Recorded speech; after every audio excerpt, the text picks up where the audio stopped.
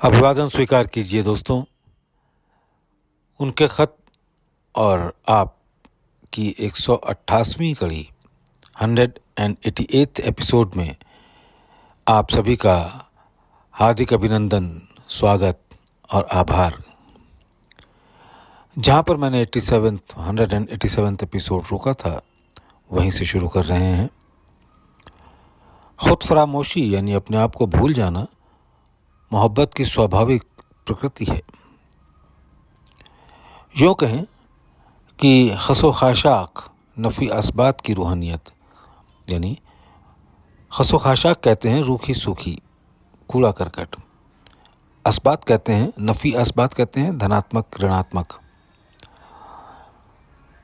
आध्यात्मिकता की जगह शीरी हुजूरी की होशरुबा मस्तियाँ फराहम कर दी। यहाँ पर मतलब ये हुआ कि मोहब्बत जो है वो रूखी सूखी आध्यात्मिकता की जगह महबूब की होशरुबा मस्तियाँ फराहम कर देती है, उपलब्ध करा देती है।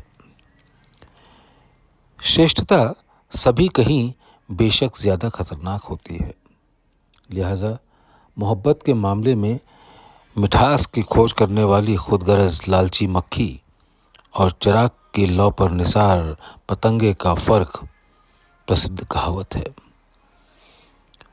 बुझे चिराग के परवाने की मिसाल बहुत खूबसूरत है मगर कामयाब है, दुर्लभ है। इसके अलावा मोहब्बत की पुरखरोश मस्ती बदतर बंदिश का ताना बाना तैयार करती है।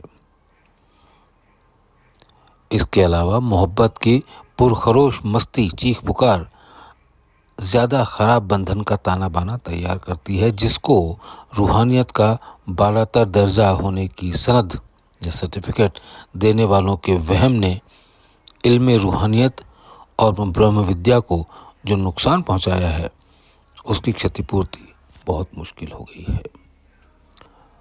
मोहब्बत के उफान और जोश के बाद जो समासम की कैफियत है वो मोहब्बत के घन चक्कर से छुटकारे का उच्चतर स्थान है, जहां अंदरूनी सुलगाव की खामोश बेचैनी की सल्तनत है और आगे ये भी नहीं रह जाती। यहाँ पहुंचकर कर्म, ज्ञान और भक्ति के झगड़ों से ऊपर असल रूहानियत का दरवाज़ा खुलता है। असल रूहानी सफ़र शुरू होता है। यहाँ तक भौतिकता का ही हल्का घेरा प्राणांत तक बना रहता है, जिसे रूहानियत के मग़ज़ के मुकाबिल मग़ज़ कहते हैं आध्यात्म के सार, जिसे रूहानियत के मग़ज़ के मुकाबिल सूखी हड्डी ही कहना चाहिए, जिसके लिए परलोक के प्रेमी और ठेकेदार कुत्तों की तरह लड़ते हैं और सूखी हड्डी चूसने में खुद ही अपने मुंह के घावों से बहते हुए खून का स्वाद को मंजिल मकसूद तक रसाई का आनंद समझ मग्न होते हैं और बाकी सभी को रूहानियत से वंचित समझते हैं और बताते हैं। सही मार्ग के बारे में झगड़ों के समासम हालत में लय होने पर निहायत पुरसुकून हालत में रूहानियत का असली सफ़र शुरू होता है, जिससे कर्म, ज्ञान और भक्ति आदि सुकूत की शक्ल में रहते हैं। सुकूत कहते हैं शांति को। उनकी गर्मी का उबाल समाप्त होकर उनकी ठंडी हालत में उनका आपस में कोई तनाज़े बाकी नहीं रहता। तनाज़े कहते हैं झगड़े को।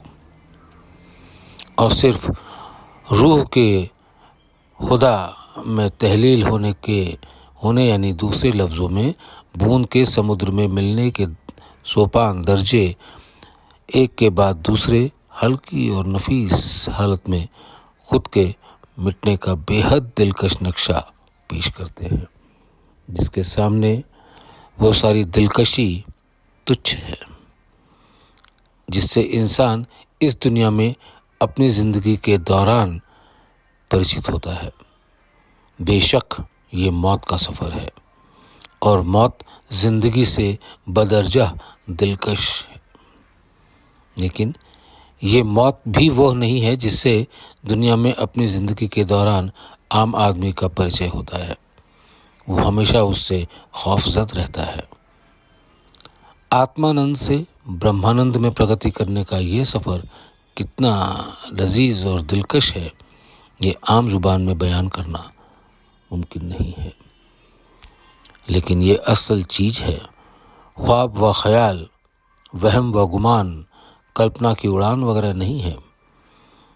इस सफ़र को तय करने के लिए, उद्यत होने के लिए बहुत हिम्मत चाहिए जो कामयाब है।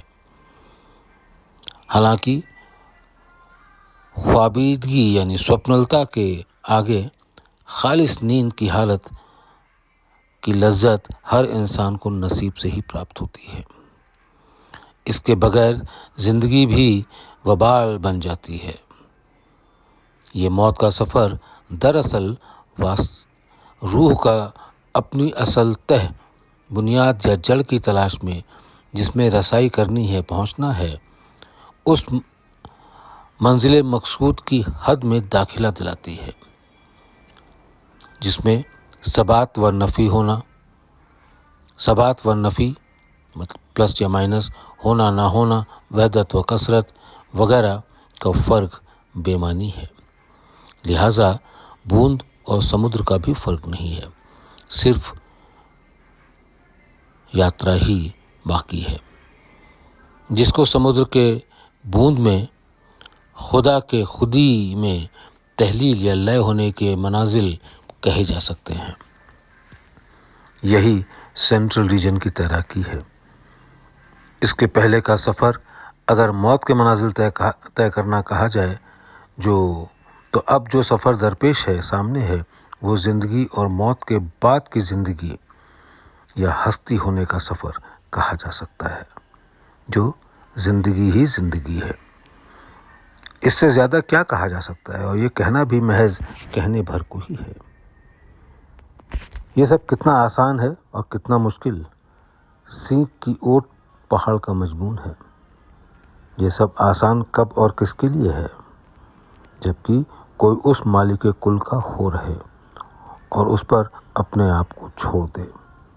मुश्किल कब और किसके लिए, जब कोई उस मालिक कुल को अपने लिए इस्तेमाल करना चाहे और उसे अपने पर मुनहसर यानी निर्भर रखने का इरादा करे और अपने को इस इरादे को पूर्णता देने की कोशिश में मुब्तला हो जाए, डूब जाए।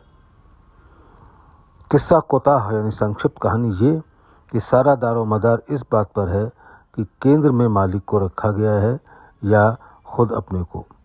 बिलाखिर होता वही है जो मंजूर खुदा होता है। शुक्रिया।